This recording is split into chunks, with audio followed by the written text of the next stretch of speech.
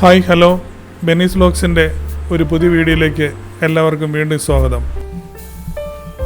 ഇന്നത്തെ video Titlis പർവ്വതത്തിലേക്കുള്ള യാത്രയുടെ 5ാം ഭാഗമാണ്. ബേണിൽ നിന്നും ഏഞ്ചൽ ഓർഗ് വരെയുള്ള ട്രെയിൻ യാത്രയിലെ കാഴ്ചകളാണ് നമ്മൾ കണ്ടത്. എങ്കിൾബർഗ് റെയിൽവേ സ്റ്റേഷൻ മുതൽ ടിറ്റ്ലിസ് കേബിൾ കാർ സ്റ്റേഷൻ വരെയുള്ള കാഴ്ചകളാണ് ഇന്നത്തെ വീഡിയോയിൽ നമ്മൾ കാണാൻ പോകുന്നത്. വീഡിയോ സ്കിപ്പ് ചെയ്യാതെ മുഴുവൻ കാണുക. ഓരോ സ്ഥലത്തെയും പ്രകൃതി ദൃശ്യങ്ങൾ വ്യത്യസ്തമാണ്. നമ്മൾ അവിടുന്ന് ബസ്സിലാണ് ഈ ടിറ്റ്ലിസിൻ്റെ ടിക്കറ്റ് എടുക്കുന്ന കൗണ്ടറിലേക്കുള്ള യാത്ര. നമ്മുടെ ചാനൽ ബെനീസ് വ്ലോഗ്സ് സബ്സ്ക്രൈബ് ചെയ്യാത്തവർ സബ്സ്ക്രൈബ് ചെയ്യുക, ഫ്രണ്ട്സിന് ഷെയർ ചെയ്യുക, വീഡിയോ ഇഷ്ടമായെങ്കിൽ ലൈക്ക് ചെയ്യുക. സ്കീയിങ്ങിന് പോകുന്ന ആൾക്കാരും എല്ലാം ഉണ്ട് ബസ്സിൽ. അവരുടെ സ്കീയിങ്ങിനുള്ള വേണ്ട സാധനങ്ങളും ഒക്കെ ആയിട്ടാണ് അവരുടെ യാത്ര.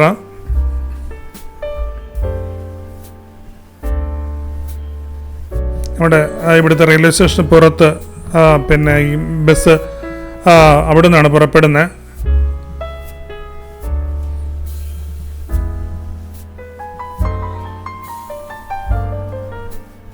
ബസ് പുറപ്പെട്ടു.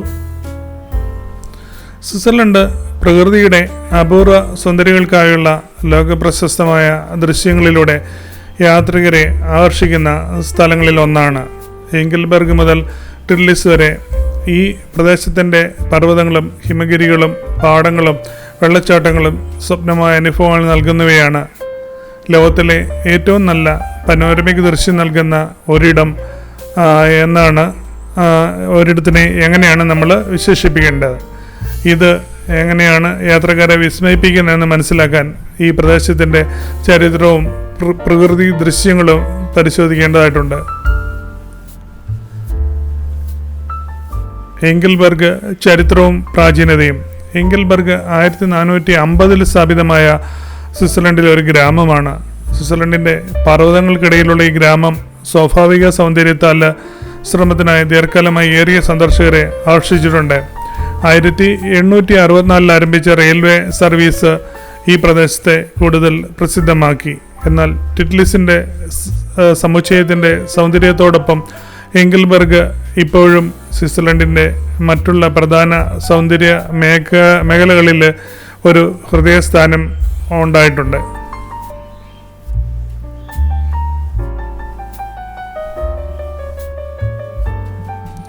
ഇവിടെ വരുന്നവർക്ക് വണ്ടികൾ പാർക്ക് ചെയ്യാനുള്ള സ്ഥലങ്ങളാണ് കാണുന്നത്. അവിടെ നിറയെ കാറുകളും ഒക്കെ പാർക്ക് ചെയ്തിട്ടുണ്ട്. അങ്ങനെ മഞ്ഞുമൂടിയ മലമുകളിൽ കാണാം.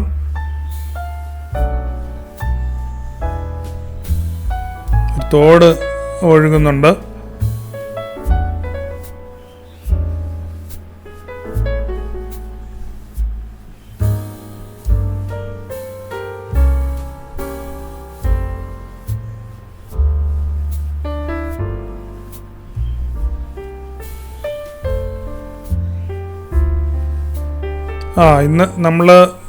ഇന്നത്തെ എന്ന് പറഞ്ഞാൽ ഈ അവിടെ എങ്കിൾബർഗിലെ കാലാവസ്ഥ എന്ന് പറഞ്ഞാൽ -1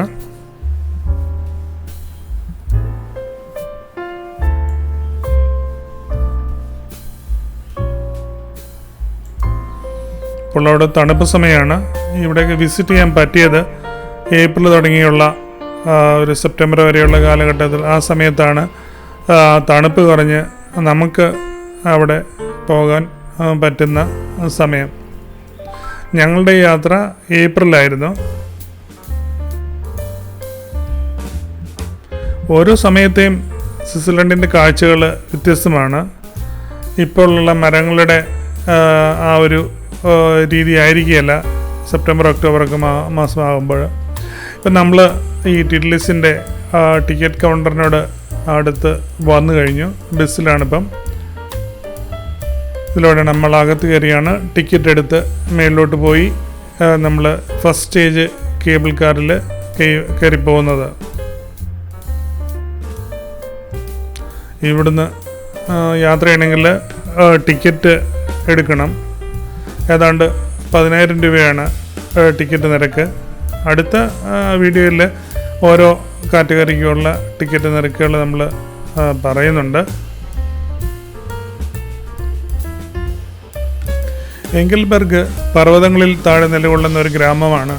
ഇത് സ്വിസ് ആൽപ്പുകളുടെ ഒരു പ്രധാന ഭാഗമായിട്ടാണ് മാറിയിരിക്കുക.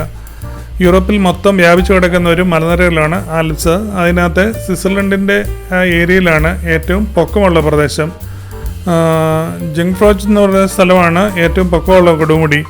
നമ്മൾ ആ മലയും വിസിറ്റ് ചെയ്തിട്ടുണ്ട്. അത് ഇതിന് ശേഷമായിരിക്കും ആ മലയിൽ പോകുന്ന വീഡിയോകൾ നമ്മളിടുന്നത്.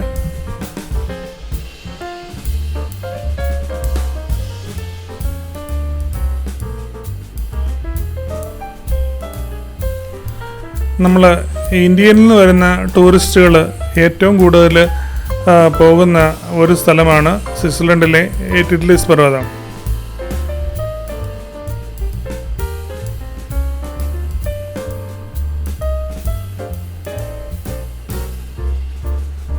ഇവിടെ കണ്ടിട്ട് ഇന്ത്യയിൽ നിന്നുള്ളൊരു ബാച്ചാണെന്ന് തോന്നുന്നു.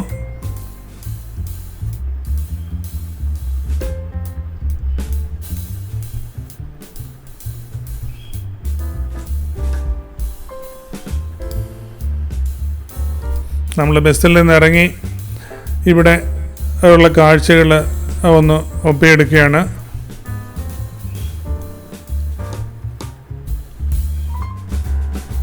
ഇവിടുന്ന് പുറകോട്ടാണ്, അങ്ങോട്ടാണ്, മുകളിലോട്ടാണ് കയറി പോകുന്നത്.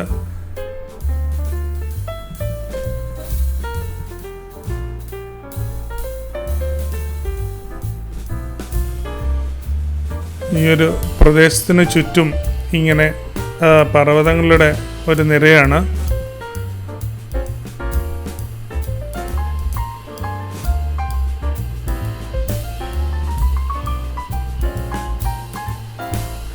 ഈ സ്ഥലത്തെ മഞ്ഞുരുകി താഴോട്ട് ഒഴുകിപ്പോകുന്നതാണ് ഈ തോടുകൾ നമ്മൾ കണ്ടത്.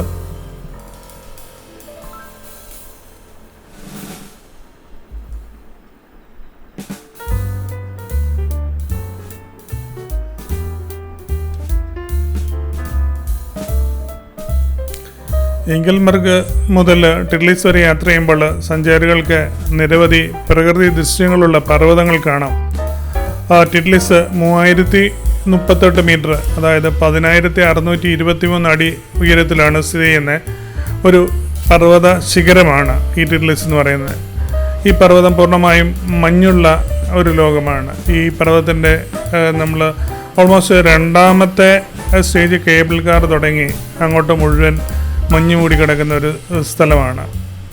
ഇവിടെ ഈ സ്കീയിങ്ങിനായിട്ട് ഈ സ്വിസ് നിവാസികൾ അവർക്ക് ഒരു ദിവസം തെളിച്ചം കിട്ടിയാൽ ശനി ഞായർ പോലുള്ള ദിവസങ്ങളിൽ അവർ സ്കീയിങ്ങിനാണ് വിനിയോഗിക്കുന്നത്. അതിനവർക്കൊരു മടുപ്പുമില്ല. ഇന്ന് നല്ല തെളിച്ചുള്ള ഒരു ദിവസമാണ്. അതന്നെ നമുക്ക് ഇതിനെല്ലാം മുകളിൽ പോയി കഴിഞ്ഞാൽ തെളിച്ചുള്ള ദിവസമാണെങ്കിൽ കാഴ്ചകളൊക്കെ കാണാൻ പറ്റും. അല്ലെങ്കിൽ ഈ താഴെ നിന്ന് വരുന്ന മൂടൽമഞ്ഞ് ഇങ്ങനെ കയറി പോകുന്നതുകൊണ്ട് നമുക്ക് ഒന്നും വിസിബിൾ ആയിരിക്കുകയല്ല.